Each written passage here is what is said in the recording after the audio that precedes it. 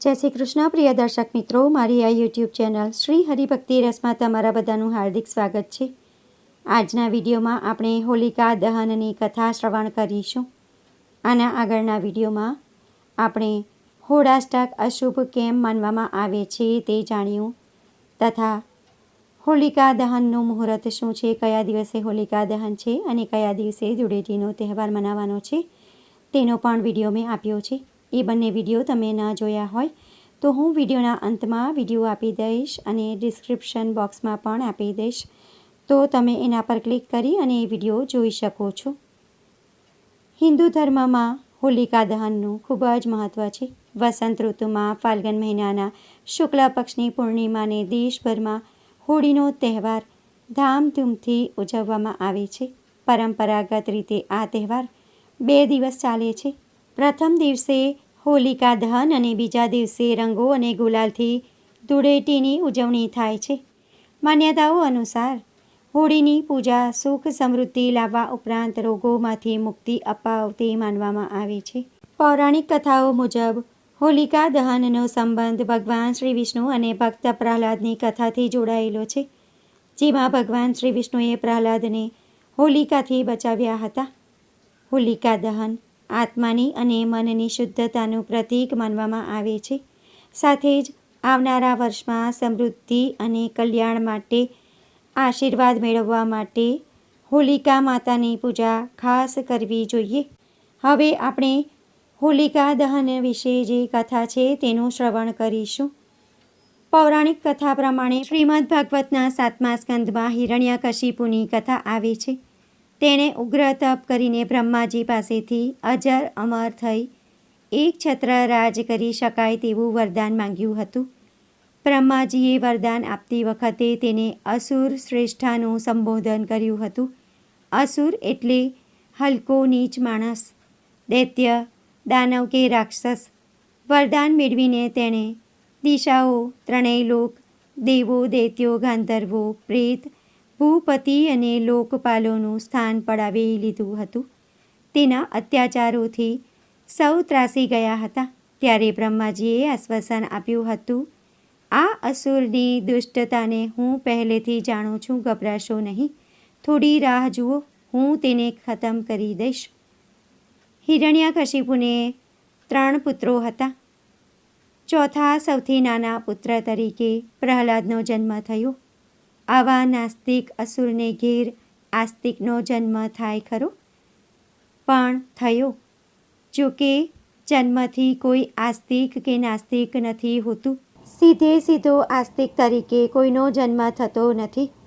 ઈશ્વર વિશે જાણવાની ભૂખ જાગે, થોડી શ્રદ્ધા જાગે, થોડી શંકા થાય અને મનમાં મૂંઝવણ અનુભવાય, મનમાં રહસ્ય ઘેરાતું જાય. આવી મનઃસ્થિતિમાં જીવને તાલાવેલી જાગે ત્યારે માણસ આસ્તિક બને છે. દૈત્યોના ગુરુ શુક્રાચાર્યના 2 પુત્રો હતા, ષંડ અને અમર્ક. એ બંને દૈત્યોના બાળકો સાથે પ્રહલાદને ભણાવતા. પ્રહલાદને આસુરી જ્ઞાન પચતું નહોતું. તેમનું ધ્યાન શ્રી હરિમાં જ રહેતું. તે પડે પડે ભગવાન શ્રી વિષ્ણુનું રટણ કરતા હતા. ષંડ અને અમર્ક પ્રહલાદની આવી આસ્તિક રીતભાતથી કંટાળી ગયા. છેવટે તેમણે રાજા હિરણ્યકશિપુને વાત કરી. હિરણ્યકશિપુએ પુત્રને ખોળામાં બેસાડી વહાલ કરતાં સમજાવ્યો, પણ પ્રહલાદજીએ એવી દલીલો કરી કે પિતા સમસમી ગયા. તેને થયું, આ શું? મારા ઘરમાં, એક અસુરના ઘરમાં જ મારા કટ્ટર વિરોધી વિષ્ણુનો ભક્ત ક્યાંથી પેદા થઈ ગયો? જોકે આવું બને છે. નાસ્તિકતાના ગર્ભમાંથી જ આસ્તિકતા પેદા થાય છે. પિતા પોતાના જ અંશથી શેર ખાઈ ગયો. આવા નાના બાળકથી વળી શું ગભરાવાનું? જોકે તેની ગભરામણ પુત્ર પ્રહલાદની નહોતી, પ્રહલાદમાં દેખાતી આસ્તિકતાની હતી.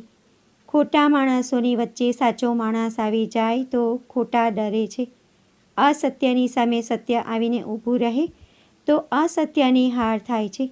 હિરણ્યકશિપુને પોતાનું એક છત્ર શાસન ડગમગતું લાગ્યું ત્યારે તેણે પ્રહલાદને ખતમ કરવાના પેંતરા શરૂ કર્યા. વિચારવા જેવું છે. નાસ્તિકતાને પોતાનું અસ્તિત્વ ભૂંસાતું લાગે ત્યારે તે લોહીના સંબંધની ગરિમા પણ ભૂલી જાય છે.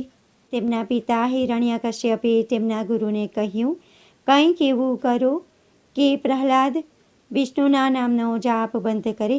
અનેક કોશિશો પછી પણ ગુરુ અસફળ રહ્યા. ત્યારે અસુર રાજે પુત્રની હત્યાનો આદેશ આપ્યો. પ્રહલાદને ઘણી રીતના ત્રાસ આપ્યો.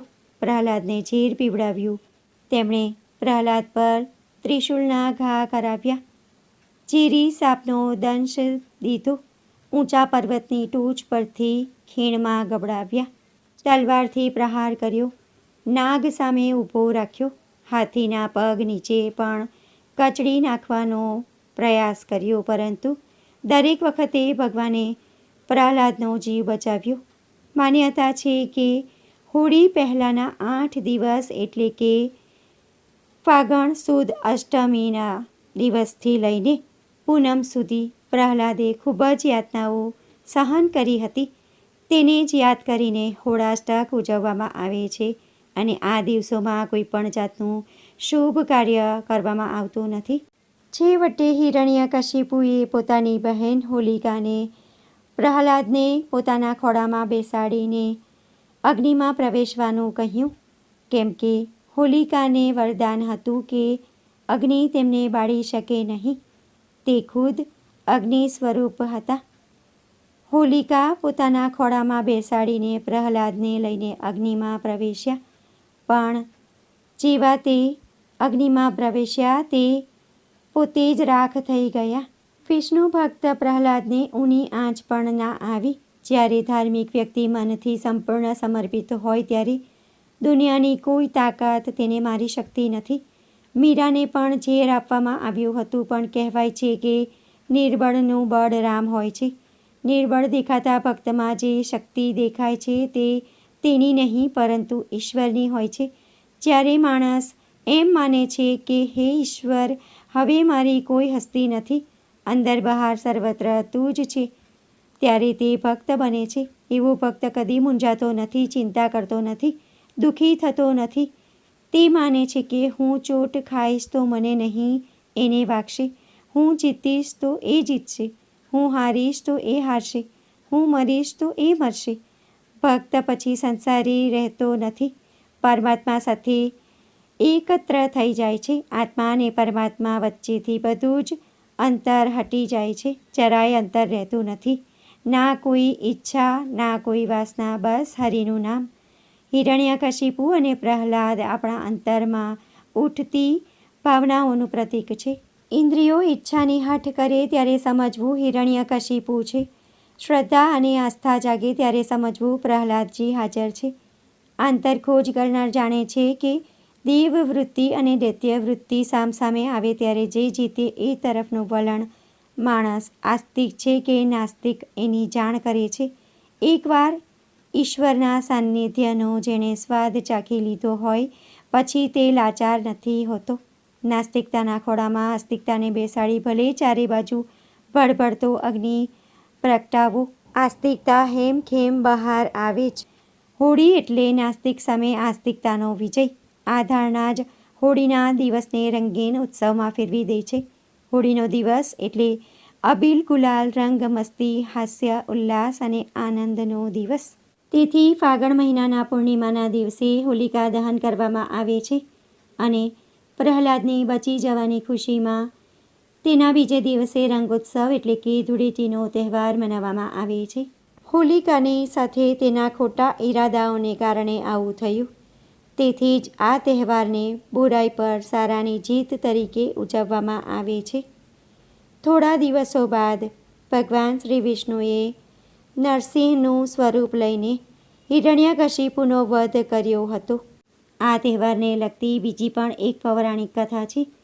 ફાગણ પૂર્ણિમાની આસપાસ વસંત ઋતુની શરૂઆત થાય છે. વસંત ઋતુની ઉજવણીની પરંપરા પ્રાચીન સમયથી ચાલી આવે છે. વસંતની ઋતુઓનો રાજા કહેવામાં આવે છે. દંતકથા અનુસાર ભગવાન શિવની તપસ્યા તોડવા માટે કામદેવ વસંત ઋતુમાં પ્રગટ થયા હતા. આ પછી ભગવાન શિવની તપસ્યાનો ભંગ કર્યો. કામદેવથી ક્રોધિત થઈને ભગવાન શિવે તેમને બાળીને રાખ કરી દીધા હતા. પાછળથી જ્યારે ભગવાન શિવનો ક્રોધ શાંત થઈ ગયો ત્યારે તેમણે કામદેવને શ્રી કૃષ્ણના પુત્ર તરીકે જન્મ લેવાનું વરદાન આપ્યું. એવું માનવામાં આવે છે કે જે દિવસે આ ઘટના બની હતી તે દિવસે ફાગણ મહિનાની પૂર્ણિમાની તિથિ હતી. વસંતના આગમનની ઉજવણી માટે રંગોથી રમીને તહેવાર ઉજવવામાં આવે છે. નવા પાકને ઉજવવાની પણ પરંપરા પ્રાચીન સમયથી ચાલી આવે છે. આ ઘઉં અને ચણાની લણણીનો સમય છે. તેથી ખેડૂતો પણ ખાસ કરીને આ તહેવારની ઉજવણી કરે છે. તો ભક્તો, આજના વિડીયોમાં આપણે હોલિકા દહન કેમ કરવામાં આવે છે અને હોળાષ્ટકથી લઈને હોલિકા દહન સુધીમાં જે પૌરાણિક કથાઓ જોડાયેલી છે તે આપણે શ્રવણ કરી. આશા કરું છું કે આજનો વિડીયો તમને ઉપયોગી લાગ્યો હશે અને પસંદ પડ્યો હશે. વિડીયો ઉપયોગી લાગ્યો હોય, પસંદ પડ્યો હોય તો વિડીયોને લાઇક કરી બીજા લોકો સુધી વિડીયોનો પ્રચાર કરજો, જેથી બીજા લોકો પણ કથા શ્રવણ કરી શકે. હોલિકા દહનના દિવસે તમારે આ કથા ખાસ શ્રવણ કરવાની છે. કોમેન્ટમાં જય નરસિંહાદેવ જરૂરથી લખજો. ફરી મળીશું એક નવા વિડીયો સાથે. ત્યાં સુધી બધા ભક્તોને મારા જય શ્રી કૃષ્ણ. વિડીયો જોવા માટે ધન્યવાદ.